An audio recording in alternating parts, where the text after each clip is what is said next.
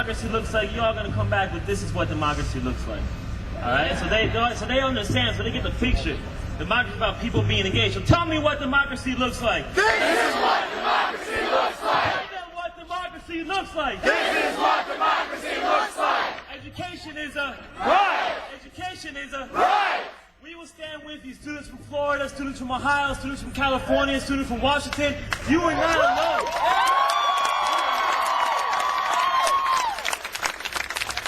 We are in this together. Do or die. Education will be a right in this country. Give them hell, we'll give it with you.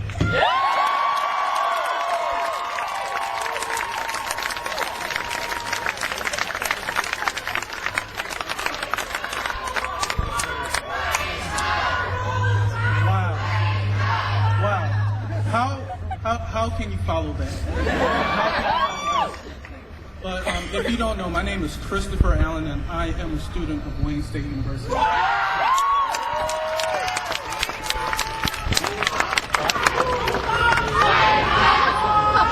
right, now this is very beautiful. We're out here. We're here for a purpose, and we're here because we want our education. We don't want to have any more increase. It's horrible. And I not only speak as a student of Wayne State University, I also speak as a student of Wayne State University School of Medicine. So I'm in medical school. I'm at the medical school. I serve as the vice president of the student senate there. And I'm just telling you that just from my personal experience from the increase. First of all, med school is a lot of money. It's a lot of money, and they don't know like how this affects them. When you increase tuition, you increase debt, and when you stop funding,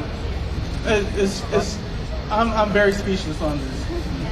I'm sorry, I'm very speechless on this. But the bottom line is, we are the future here. We are the future. Higher education has to be much. It has to be. And we cannot take it. What I want to do, at the medical school, we did a survey. And we just said, because at our school, like, it has went up 3 years ago, and it went up this year. And it's been over 10%. I think it's at 17%? As you hear, 18%. Now, just to let you know how bad that is.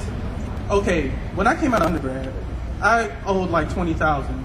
That's how much I had to pay plus in my first year of medical school. So this is a lot of debt. And what I want to do, I want to speak as like from the medical school, just to tell you like what effect this is having. The Wayne State University School of Medicine is the nation's largest single campus medical school.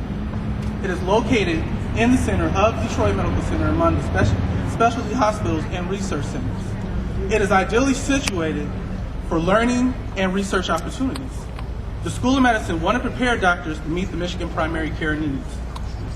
The school ties to the community are strong. As the only medical school in Detroit, Wayne State University has started a mission to improve the overall health of the community. Unfortunately, the tuition increase jeopardized this goal and the healthcare needs of the city of Detroit. As the School of Medicine, we would like this tuition limit to be set for the students so we can afford our needs for our education. The increase ultimately set limitation on choosing future specialties, especially primary care. And at our school, we believe in primary care and serving, first of all, the city of Detroit and the state of Michigan. Now, when we have higher debt, that makes people go into higher specialties where primary care, unfortunately, even though it has a good revenue coming in, it doesn't have enough to fulfill the needs that we have from this tuition increase. So just to cut this real short, education is a must, and it is a need. And the final thing that I want to say, and I think it has been heard throughout this whole rally, is that we have to make the right decision for higher education. Thank you.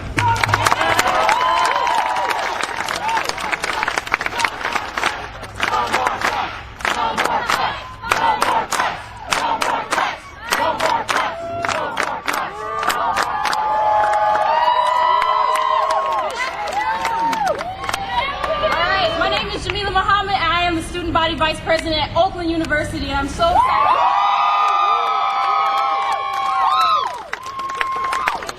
I am a student, and I am tired. Are you tired? I am tired of working too many jobs to help pay for school. I am tired of hearing about students who I know have to leave school mid-semester because the costs are too high. I'm tired of seeing my mom and my sister struggle to pay bills and take out loans to perpetuate their debt. I'm tired of seeing this, and I'm tired. Is this the price for knowledge? No! You know what? I am tired, but I am not defeated.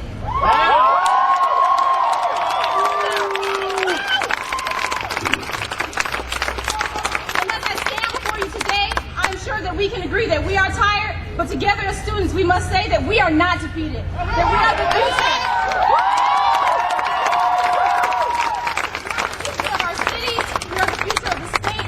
Of our country, but if we are systematically excluded from the educational process because of financial burdens, it is not only a loss for students, it's a loss for our economy, and it's a loss for higher education.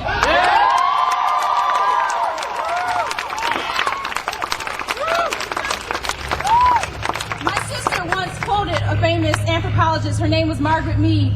She said, "Never doubt that a small group of concerned, committed citizens can change the world. Indeed, it is the only thing that ever has." Today,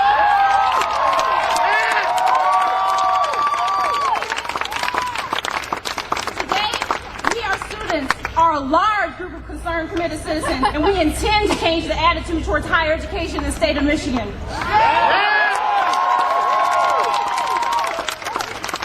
marks the beginning of students no longer being in the dark about higher education issues, no longer accepting tuition hikes, no longer being silent about their rights and their needs. Today, students of the state of Michigan will claim their place, their vote, and their voice. Thank you.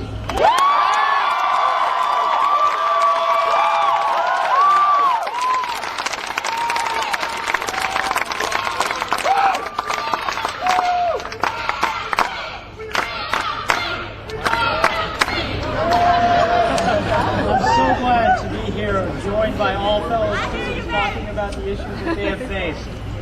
I want to share a difficult personal story with you all today. My parents always told me that nothing could solve the problems of life like an education could. They taught me that education could free you from hardships that money and power never could. I'm the only male in my family to have never been to jail. Of my 4 siblings, I'm the youngest and the only one who's ever had a real chance at graduating college. But an education has its costs, both monetary and otherwise. And I realized that. I knew early on that it would take loans and that it would take savings to pay for it. And I was prepared to give blood, sweat, and tears. That's right. The federal government has always estimated that my family has had little or no money to give towards my education. But regardless of how little the FAFSA says you have to pay, you still have to pay. The money has to come from somewhere. So I took out the loans and I worked with my parents to put aside enough money to get by. My dad, he ended up switching jobs just so he could help accommodate that. And I remember a few years ago, one night in December, my dad and I were mad at each other about something really petty. So I avoided him for a while. But he finally pulled me aside later that night, sat me down, and made one thing really clear to me. He told me that the pride of his life was that one of his children was pursuing an education, something that he never could